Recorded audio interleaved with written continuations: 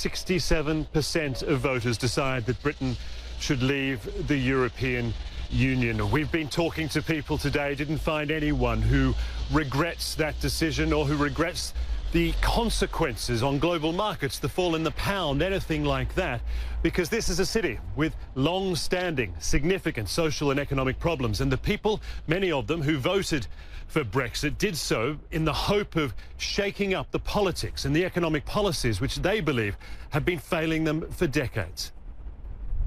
Europe is that way, across the North Sea. Every morning, ferries disembark their cargo from the Netherlands and Belgium here on the banks of the River Humber in northern England. This long, loud trade convoy then disperses across the United Kingdom. And every evening, trucks loaded with British products make the return journey to the continent. It's why this city, Hull, is often called the gateway to Europe. But that's a glamorous title for a long-neglected city. Life in Hull is hard for many. Parts of this community are among the poorest and most deprived in the whole United Kingdom.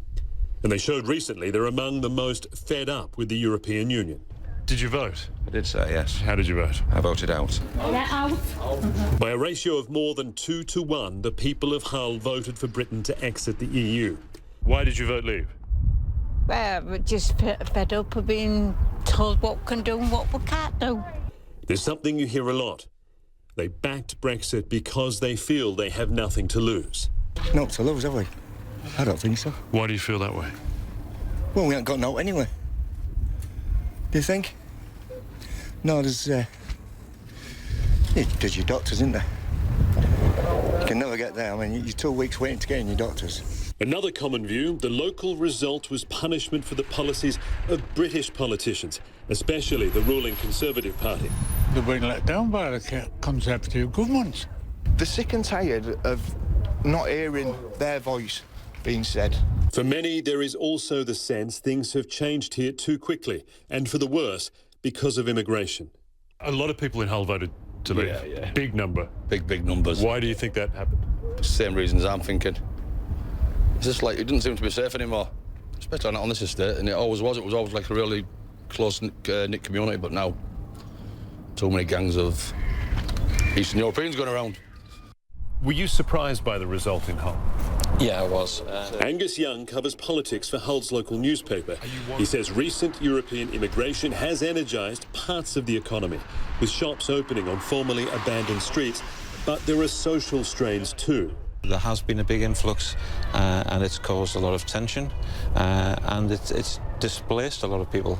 People feeling uneasy, put a lot of pressure on services. There is money coming into Hull, private, public, and from the EU. This is a huge project. More than £300 million invested by the German company Siemens and Associated British Ports to build a plant for making the blades for offshore wind turbines. Some here are predicting jobs and growth.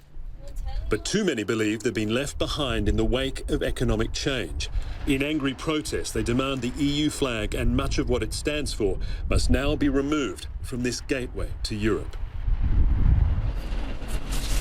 So, Hull, a clear majority of voters are in favour of Brexit, but certainly it's not what everyone here wants. Not at all. We spoke to immigrants who are feeling nervous, who say they have sensed a change in the atmosphere and they're deeply worried about what could come next. Those who voted Remain, well, they are angry. They're angry about the results, angry about the conduct of the Leave campaign, especially those who led it, they say, both in the lead up to the vote and since then as well. And those who voted for Remain also feel suddenly as if they are a distinct minority here.